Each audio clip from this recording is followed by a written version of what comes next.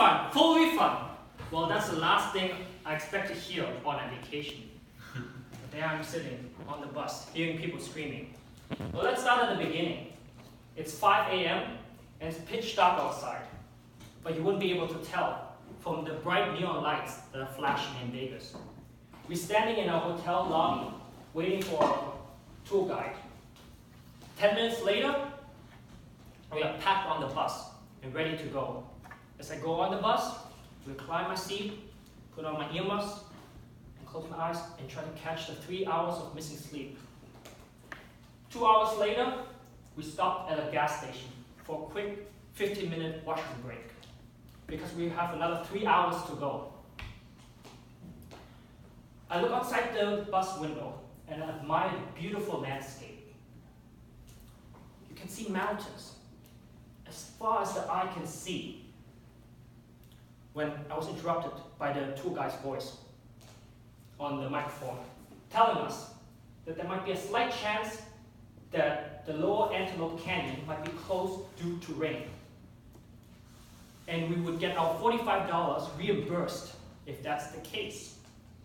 I've heard from many people that it only rains a few times in a year. But knowing that fact gave me no condolence. When looking outside the window, you could see the unusually dark clouds of that gloomy inside and very pessimistic. And my gut feeling was right. As we got there, it started to pour down. You could see cars turning around. At the gate, as we got to the gate, the park operator came onto the bus and told us that the park is closed. A passenger raised a hand. Well, excuse me, if we called you ahead of time, would you have known if the park is closed today or not? Certainly, he tells us, because the park has already been closed 4 times this week. Now, you can see that sentence caused like a ripple effect, caused an explosion on the bus.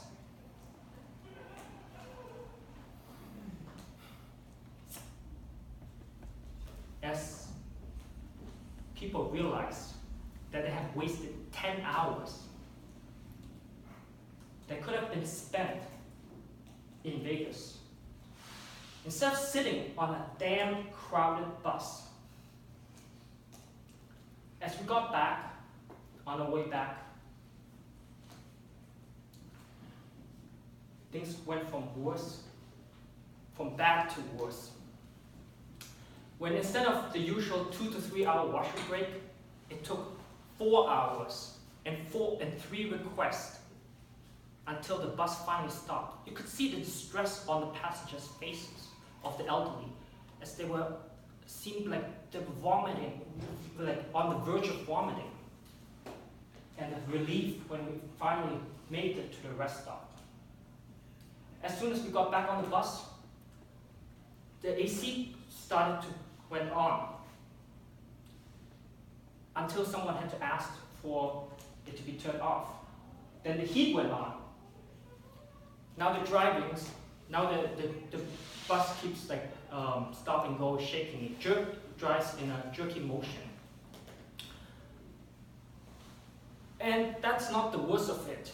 As soon as we arrived at our hotel, we refused to get off our bus until we get a refund or talk to our manager.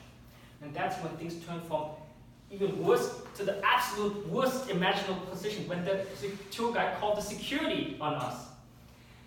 And when we explained to security that we were just upset and were in no way causing any harm, the tour guide called the police on us. And if you don't think that's bad, imagine this. You go on a vacation to create memories, right? And someone comes along and breaks on your memories. And if that doesn't matter, they tear it apart and throw it in your face.